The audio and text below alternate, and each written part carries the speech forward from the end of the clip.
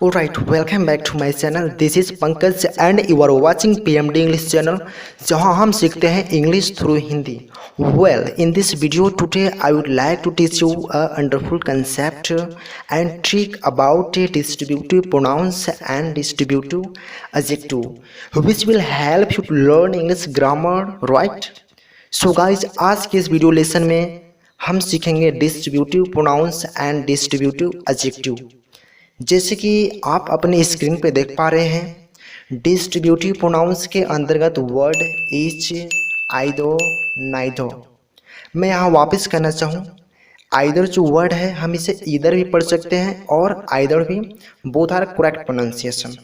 उसी प्रकार नीदर है, हम इसे नीदर भी पढ़ सकते हैं और नाइदर भी पढ़ सकते हैं, both are correct. Distributive adjective के अंतर्गत ईच, एवरी, आइदर और नाइदर। तो यहाँ पर जो वर्ड देख रहे हैं, तो डिस्ट्रीब्यूटिव प्रोनाउन के अंतर्गत 3 वर्ड हैं और यही 3 वर्ड डिस्ट्रीब्यूटिव एडजेक्टिव के अंतर्गत भी रखे गए हैं। इसमें एक ज़्यादा है एवरी। तो इन्हें हम सेंटेंस में कैसे यूज करते हैं, इनके सेंटेंस में क्या रोल होता है, तो आज के इस वीडियो लेसन में हम इसे समझ पाएंगे basic to advance. So please watching this video till end to learn about distributive pronouns and distributive adjective basic to advance। मैं यहाँ थोड़ा सा याद दिलाना चाहूँ, जैसे इस वीडियो में ईच और एवरी दोनों का हिंदी मीन्स प्रत्येक होता है या हरेक होता है। तो जब ये दोनों का हिंदी मीन्स प्रत्येक होता है तो आपके स्क्रीन पे एक एग्जाम्पल है, लड़के खुश हैं। तो इस हिंदी सेंटेंस को इंग्लिश में ट्रांसलेट करने के लिए क्या हम यहाँ पे प्रत्येक के लिए ईच का यूज कर सकते हैं या एवरी का यूज कर सकते हैं या दोनों में से किसी का यूज कर सकते हैं। तो इसके बीच क्या कंसेप्ट है, इसके बीच क्या डिफरेंस है, हम इस वीडियो में समझ सकेंगे। नेक्स्ट कंसेप्ट है, जैसे एग्जाम्पल है एक, आप दोनों में से कोई एक ईमानदार है।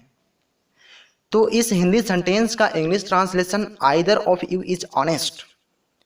तो यहाँ पे आप क्या देख पा रहे हैं इंग्लिश सेंटेंस में, आइदर ऑफ के बाद क्या है, यू है, और यू के जस्ट तुरंत बाद क्या है, तो एक सिंगुलर वर्ब है। तो यहाँ पे क्या रीजन है कि यू के बाद एक सिंगुलर वर्ब आया है, क्या इसके बीच क्या कंसेप्ट है। सो चूंकि यू तो हमेशा प्लूरल होता है और उसके बाद आने वाला वर्ब भी प्लूरल होता है, लेकिन इस सेंटेंस में यू के बाद सिंगुलर वर्ब है, तो इसके बीच क्या डिफरेंस है, इस कंसेप्ट को हम समझ सकेंगे। So many similars confusion will be overcome from this video, so please watching this video till and. So let's get started the video. आइए वीडियो का शुरुआत करते हैं। मैं वापस कहना चाहूँ, यदि आप प्रोनाउन के पिछले वाले वीडियो लेक्चर से परिचित नहीं हैं तो आप उस वीडियो को ज़रूर देखें। मैंने उस वीडियो का लिंक डिस्क्रिप्शन में दे रखा है ताकि आज का ये लेसन आपको अच्छे प्रकार से समझ में आ सके। तो आज का हमारा टॉपिक है distributive pronouns and distributive adjective. इनके बीच डिफरेंस क्या होता है, हम इस वीडियो के बाद निष्कर्ष निकाल सकेंगे। तो आपकी स्क्रीन पे पहला स्लाइड है डिस्ट्रीब्यूटिव प्रोनाउंस, जिसका हिंदी होता है व्यष्टिवाचक सर्वनाम। डिस्ट्रीब्यूट का मीन्स होता है वितरण करना, यानी व्यष्टि करना। व्यष्टि का क्या मीन्स होगा, वितरण। जैसे ईच, आइदर, नाइदर। मैं यहाँ बता दूँ, ईच, आइदर को हम ईदर भी पढ़ सकते हैं और आइदर भी पढ़ सकते हैं, बोथ आर करेक्ट प्रोनाउंसिएशन। उसी प्रकार नाइदर है, हम नाइदर को नीदर भी पढ़ सकते हैं और नाइदर भी पढ़ सकते हैं, बोथ आर करेक्ट। तो ये जो 3 वर्ड हैं डिस्ट्रीब्यूटिव प्रोनाउंस के अंतर्गत रखे गए हैं, तो वे सेंटेंस को कैसे डिस्ट्रीब्यूट करते हैं, आइए विस्तार से समझते हैं। सो इसका definition, each, either, neither are called distributive pronouns, यानी ईच, आइदर और नाइदर को डिस्ट्रीब्यूटिव प्रोनाउंस व्यष्टिवाचक सर्वनाम कहते हैं। और ईच का मीन्स होता है प्रत्येक या प्रति एक या हर एक भी कह सकते हैं। उसी प्रकार है आइदर यानी दोनों में से कोई एक के सेंस में इसका हम यूज करेंगे सेंटेंस में, आप देख पाएंगे एग्जाम्पल में। उसी प्रकार है नाइदर, दोनों में से कोई नहीं के सेंस में हम यूज कर सकेंगे। तो आपकी स्क्रीन पे जो 4 पॉइंट्स आप देख रहे हैं, पहला पॉइंट है ईच, आइदर और नाइदर को डिस्ट्रीब्यूटिव प्रोनाउंस कहा जाता है। सेकंड है ईच, आइदर और नाइदर हमेशा सिंगुलर होते हैं। आप इस बात को पॉइंट आउट जरूर करेंगे यदि जिस भी सेंटेंस में ईच, आइदर और नाइदर हो वह हमेशा आजीवन सिंगुलर होते हैं, यानी सिंगुलर के जैसे बिहेव करते हैं। उसी प्रकार आप नेक्स्ट देख रहे हैं ईच, आइदर और नाइदर के बाद आने वाला वर्ब भी सिंगुलर होते हैं। जैसे यदि किसी भी सेंटेंस में सब्जेक्ट सिंगुलर है तो उसके बाद आने वाला वर्ब भी तो सिंगुलर होना चाहिए। उसी प्रकार यदि किसी भी सेंटेंस में ईच, आइदर और नाइदर यूज हुए हैं और ये हमेशा सिंगुलर होते हैं तो इनके बाद जो वर्ब आएगा वह भी सिंगुलर होगा। इस बात को आप नोट करेंगे, ये कई बार एग्जाम में टच हो चुका है। चौथा पॉइंट आप देख रहे हैं each of, either of, neither of के बाद हमेशा प्लूरल नाउन्स आते हैं। मैं यहाँ बताना चाहूँ यदि किसी भी सेंटेंस में ईच ऑफ से जुड़ा हो ऑफ, तो ऑफ के बाद जो नाउन्स आएगा वह नाउन्स हमेशा बहुवचन यानी प्लूरल होता है। जैसे each of the boys, each of the girls, तो ऑफ के बाद क्या है, बॉय क्या है, नाउन्स है, गर्ल्स क्या है, नाउन्स है। तो each of, either of, neither of के बाद यदि आप नाउन्स का यूज करना चाहते हैं तो वह नाउन हमेशा प्लूरल होना चाहिए और वह नाउन द से जुड़ा हुआ होता है, आर्टिकल द से जुड़ा हुआ होता है। आइए इसे हम बेहतरीन प्रकार से समझ पाएंगे अगले एग्जाम्पल में। आइए कुछ एग्जाम्पल देखते हैं। जैसे पहला एग्जाम्पल है ईच इज हैप्पी, तो यहाँ पर जो ईच है डिस्ट्रीब्यूटिव प्रोनाउंस है और इसके बाद जो वर्ब आया है हेल्पिंग वर्ब्स या हम इसे एक्सिलरी वर्ब्स भी कह सकते हैं, तो वह सिंगुलर है, प्रत्येक खुश है, ईच इज हैप्पी।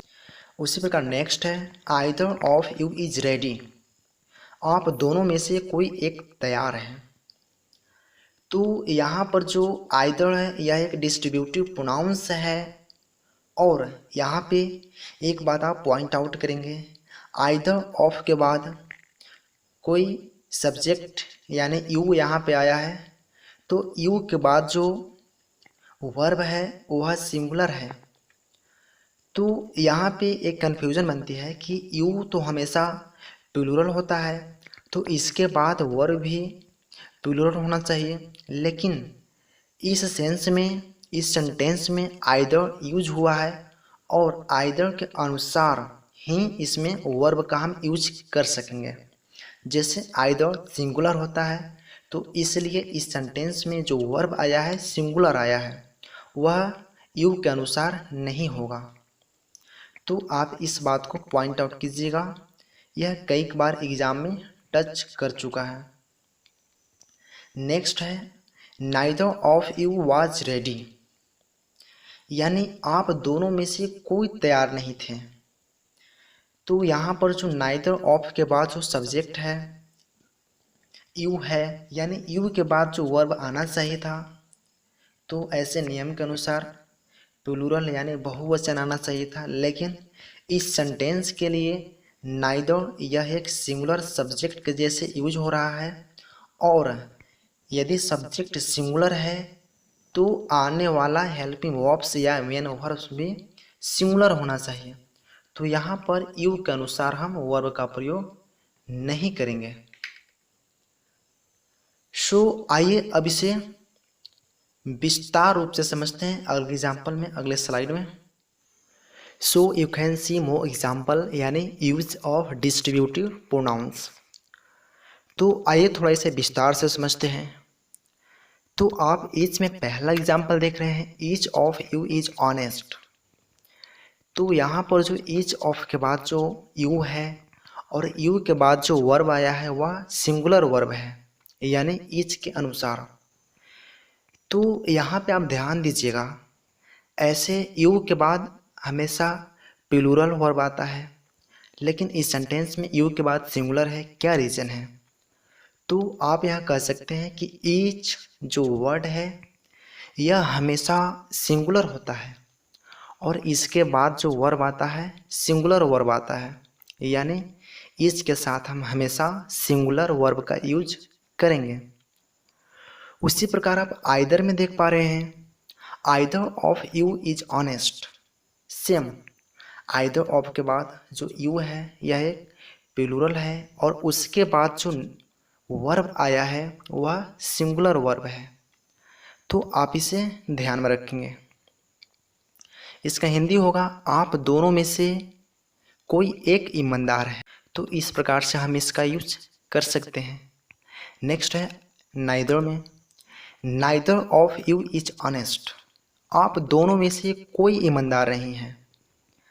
तो नाइदर ऑफ के बाद यू है, यह प्लूरल है और उसके बाद जो वर्ब आया है वह नाइदर के अनुसार, यानी नाइदर सिंगुलर है, तो इसके साथ आने वाला वर्ब भी सिंगुलर ही होगा।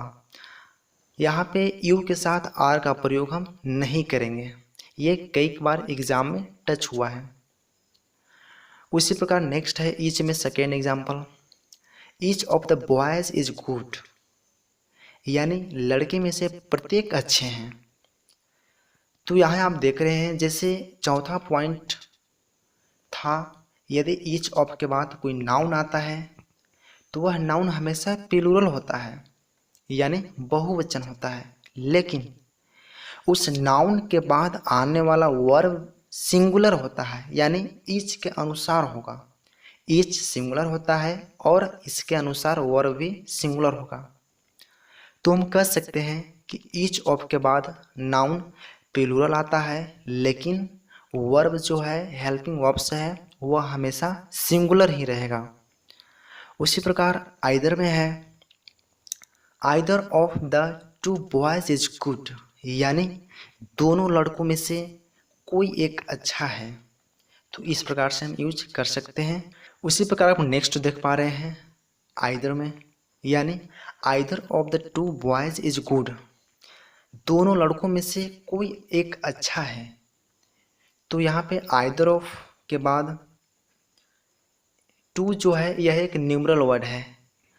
तो एक बात और यहाँ पे ध्यान में रखेंगे आप, यदि न्यूमरल वर्ड आता है तो उसके पहले हम द का यूज करते हैं, और आप यहाँ देख रहे हैं उसके बाद जो नाउंस आया है वह प्लूरल नाउंस है, लेकिन उसके बाद जो वर्ब आया है इज, यह सिंगुलर है। किसके अनुसार? आइदर के अनुसार। तो इस प्रकार से हम इसका यूज कर सकते हैं। उसी प्रकार नाइदर है, neither of the two boys is good, दोनों लड़कों में से कोई अच्छा नहीं है। तो नाइदर ऑफ के बाद द टू, यानी न्यूमरल वर्ड के पहले द लगाएंगे और उसके बाद जो नाउन आएगा वह नाउन हमेशा प्लूरल आएगा, और उसके बाद जो वर्ब आएगा वर्ब हमेशा सिंगुलर। आप इसे ध्यान में रखेंगे।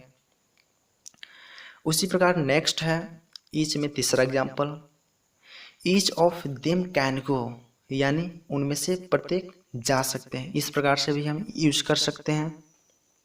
ईच ऑफ के बाद ऑब्जेक्ट यानी देम का यूज कर सकते हैं।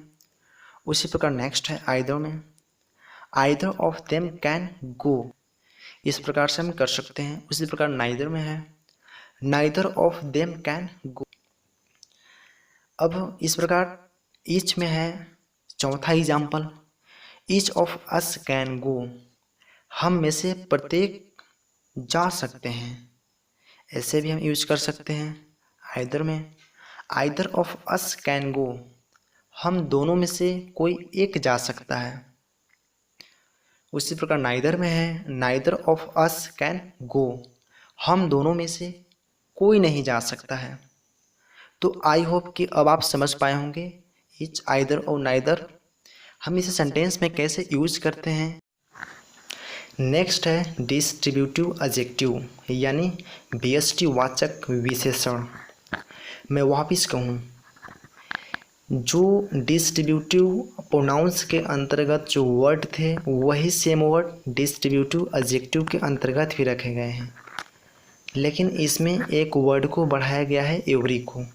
जैसे each, every, either and neither are called distributive adjective. तो मैं यहाँ वापस कहूँ, जैसे 3 पॉइंट है तो इसमें से पहला पॉइंट आप देख रहे हैं ईच, एवरी, आइदर और नाइदर को डिस्ट्रीब्यूटिव एडजेक्टिव कहते हैं।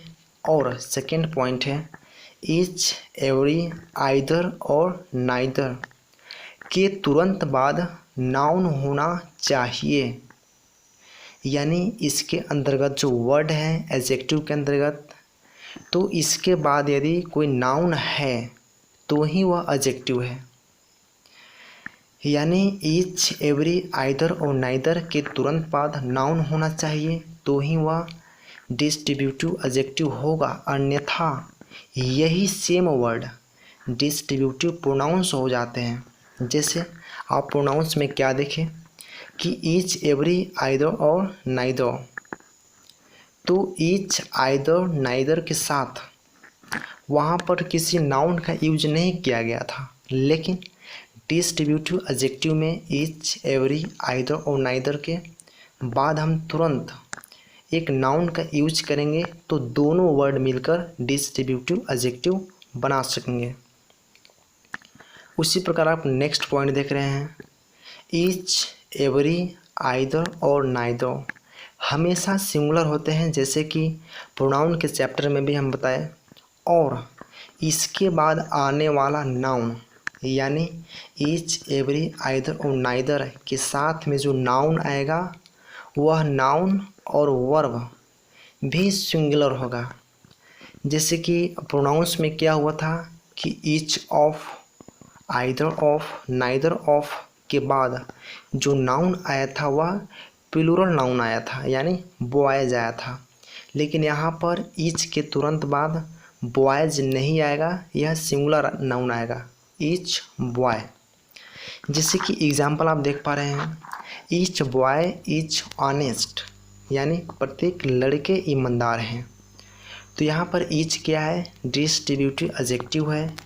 क्यों? चूँकि इसके साथ में एक नाउन लगा हुआ है और वह जो नाउन है वह सिंगुलर नाउन है, यानी प्लूरल नाउन नहीं है।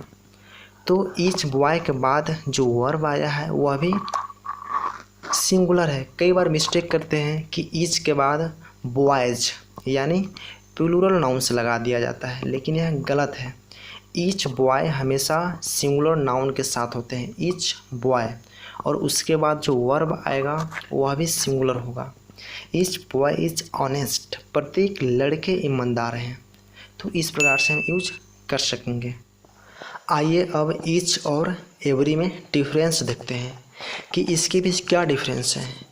जैसे ईच मीन्स भी क्या होता है, प्रत्येक, और एवरी मीन्स भी क्या होता है, प्रत्येक या हर एक। जैसे ईच का जो हम प्रयोग करेंगे वह 2 या 2 से अधिक वस्तु के लिए करेंगे, लेकिन एवरी का जो यूज है वह 2 से अधिक वस्तु के लिए हम करेंगे, 2 से कम नहीं।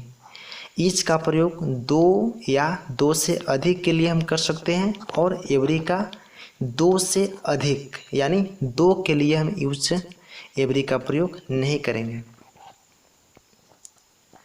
तो जैसे ईच के एग्जाम्पल आप देख पा रहे हैं, 2 boys in the classroom. Suppose that, मान लीजिए किसी क्लास में 2 लड़के हैं, ठीक है। तो इस पे सेंटेंस कैसे बना पाएंगे, each boy has a pen, यानी प्रत्येक लड़के के पास कलम है। तो यहाँ पर जो each boy has a pen, यह जो सेंटेंस है सही है, क्योंकि उस रूम में कितने लड़के हैं, तो 2 लड़के हैं। तो हम ईच का प्रयोग 2 या 2 से अधिक, यानी 2 लड़के के लिए या 2 से अधिक लड़के के लिए हम ईच का यूज कर सकेंगे। लेकिन उसी के नीचे है every boy has a pen. क्या यह सेंटेंस सही है? नहीं, इस केस में यह सेंटेंस गलत है, क्योंकि एवरी का मीन्स भी प्रत्येक होता है और ईच का मीन्स भी प्रत्येक होता है। लेकिन एवरी जो यहाँ पर है, तो एवरी का प्रयोग हम 2 के लिए नहीं करते हैं, हम 2 से अधिक के लिए करते हैं। और यहाँ पर जो रेड से आप जो देख रहे हैं 2 बॉयज़ इन द क्लासरूम, यानी उस क्लास में केवल 2 ही लड़के हैं और हम बोलना चाहते हैं कि प्रत्येक के पास पेन है। तो प्रत्येक का 2 मीनिंग होता है, ईच और एवरी। तो हम किसका प्रयोग कर सकते हैं? तो हम 2 या 2 से अधिक के लिए हम ईच का यूज करेंगे। और जैसे यहाँ एवरी का यूज यहाँ पे गलत है, हम एवरी का यूज 2 से अधिक के सेंस में करते हैं। जैसे कि आप यहाँ देख पा रहे हैं नेक्स्ट में एवरी यानी 2 से अधिक। जो रेड से लिखा हुआ है, रेड से लिखा हुआ है more than 2 boys in the classroom. मान लीजिए किसी क्लास में 2 से अधिक लड़के हैं, तो हम वहाँ पे कैसे सेंटेंस बना सकेंगे प्रत्येक पे? तो each boy has a pen, यह सेंटेंस करेक्ट है। और every boy has a pen, ये भी सेंटेंस करेक्ट है। कैसे दोनों यहाँ पे करेक्ट है? जैसे ईच का जो हम यूज करते हैं वह 2 से अधिक के लिए भी करते हैं और 2 के लिए भी करते हैं, तो सही है। और एवरी का जो यूज है हम केवल 2 से अधिक के लिए करते हैं, तो यहाँ पे हम समझ सकें। आप ईच के लास्ट एग्जाम्पल देख पा रहे हैं। जैसे अगर हम प्रत्येक के लिए हम चाहें, तो यदि किसी क्लास में 2 लड़के हैं तो वहाँ पे हम ऐसे भी बोल सकते हैं both the boys have pens. इस प्रकार से भी हम बोल सकते हैं, यानी दोनों लड़कों के पास कलम है, इस प्रकार से हम बोल सकते हैं। यानी हम कह सकते हैं बोथ का जो यूज़ करते हैं 2 के लिए। उसी प्रकार जैसे यहाँ पे 2 से अधिक के लिए और हम सेंटेंस कैसे बना सकते हैं, तो आप यहाँ पे ऑल का यूज़ करके भी बना सकते हैं। कैसे? All the girls have pens, यानी सभी लड़कियाँ के पास कलम है। तो इस प्रकार से ऑल का यूज़ हम 2 से अधिक के लिए करते हैं और बोथ का यूज़ हम 2 के लिए करते हैं। तो हम इस प्रकार से ईच और एवरी में डिफरेंस समझ सके। सो आइए समझते हैं आइदर और नाइदर को डिस्ट्रीब्यूटिव एडजेक्टिव में कैसे यूज करते हैं। सो आपके स्क्रीन में पहला एग्जांपल है either Mohan or you have stolen my pen, या तो मोहन या तो तुम मेरा कलम चुराए हो। तो इस प्रकार का सेंटेंस बोलने के लिए हम आइदर का यूज कर सकते हैं। यहाँ पे ध्यान दीजिए, यहाँ पर जो आइदर जो वर्ड है तो इसके साथ में एक मोहन नाउन है, यानी आइदर और नाउन दोनों मिल करके एडजेक्टिव के जैसे यहाँ पे बिहेव कर रहे हैं। तो यहाँ पे ध्यान देंगे आइदर के साथ में एक नाउन आना जरूरी है, तो ही वह एडजेक्टिव हो सकता है। नेक्स्ट है neither Mohan nor you have stolen my pen, यानी न तो मोहन न ही तुम मेरा कलम चुराए हो। तो इस प्रकार से बोलने के लिए भी हम नाइदर का यूज कर सकते हैं। तो यहाँ पे ध्यान दीजिए नाइदर जो वर्ड है इसके साथ में एक नाउन है मोहन, ये दोनों वर्ड मिल करके एडजेक्टिव के जैसे यहाँ पे बिहेव कर रहे हैं। तो नाइदर के साथ में एक नाउन बहुत ही कंपलसरी है यहाँ पे। उसी प्रकार आइदर में आइदर राजू और यू आर टेलिंग अ लाई, या तो राजू या तो तुम झूठ बोल रहे हो।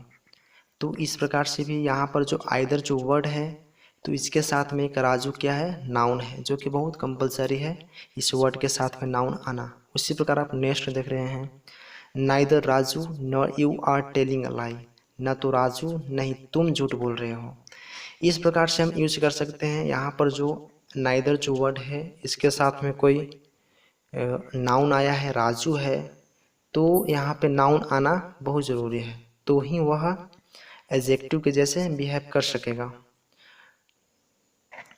नेक्स्ट है either teacher or students are in the classroom, या तो शिक्षक या तो विद्यार्थी वर्ग में हैं। तो यहाँ पर जो आइदर जो वर्ड है तो इसके साथ में टीचर क्या है, नाउन है। तो ये दोनों वर्ड मिलकर के यहाँ पे एक एडजेक्टिव के जैसे बिहेव कर रहे हैं, यानी डिस्ट्रीब्यूटिव एडजेक्टिव। उसी प्रकार आप नेक्स्ट देख पा रहे हैं, neither teacher nor students are in the classroom, न तो शिक्षक नहीं विद्यार्थी वर्ग में है। तो इस प्रकार से हम यहाँ पर जो नाइदर जो वर्ड है इसके साथ में टीचर क्या है, नाउन है, और दोनों वर्ड मिलकर के एक नाउन के जैसे यहाँ पे बिहेव कर रहे हैं। तो इस प्रकार से आइदर और नाइदर का हम यूज एडजेक्टिव के जैसे कर सकते हैं। तो यहाँ पे एक बात ध्यान देंगे, डिस्ट्रीब्यूटिव प्रोनाउंस में ईच, आइदर और नाइदर के साथ में कोई नाउन नहीं था, लेकिन यहाँ पे डिस्ट्रीब्यूटिव एडजेक्टिव में ईच, एवरी, आइदर और नाइदर के साथ में नाउन आना वेरी वेरी कंपलसरी है। थोड़ा सा मैं यहाँ बता देना चाहूँ, जैसे यहाँ पर आप पहला एग्जांपल देख पा रहे हैं, either Mohan or you have stolen my pen. तो आप यहाँ पे क्या डिफरेंस देख पा रहे हैं, आइदर मोहन और के बाद यू है, और यू के बाद जस्ट यू के अनुसार यहाँ पे हेल्पिंग वर्ब का प्रयोग हुआ है। चूँकि अभी तक हमने जितने सारे एग्जाम्पल बताए हैं उसमें आइदर के अनुसार वर्ब हुआ करता था, आइदर सिंगुलर है तो उस सेंटेंस में आने वाला वर्ब भी सिंगुलर होता था, लेकिन यहाँ पे यू के बाद हैव है यानी बहुवचन क्रिया है। तो हम इसे कैसे याद रखेंगे, आप थोड़ा यहाँ ध्यान देंगे, आइदर मोहन और ये हुआ पहला clause, or you have stolen my pen ये हुआ दूसरा क्लॉज। तो यहाँ पे दूसरा क्लॉज यानी आइदर मोहन और ये अलग है or you have stolen my pen. तो इस सेंस में हम यहाँ पे यू के अनुसार हेल्पिंग वर्ब्स या मेन वर्ब्स का प्रयोग करेंगे। मान लीजिए आपके सामने केवल इतना सेंटेंस हो, you have stolen my pen, तो हम इसे इस प्रकार से याद रख सकते हैं। यदि आप ऐसे ही वीडियो का नोटिफिकेशन पाना चाहते हैं तो आप हमारे पीएमडी इंग्लिश चैनल को सब्सक्राइब जरूर करें और साथ में बेल आइकन को भी प्रेस करें, ताकि यह एक मेरा छोटा प्रयास आपके अध्ययन को और बेहतरीन बना सके। बस यही हमारा लक्ष्य है। So thank you for watching my video. Best of luck.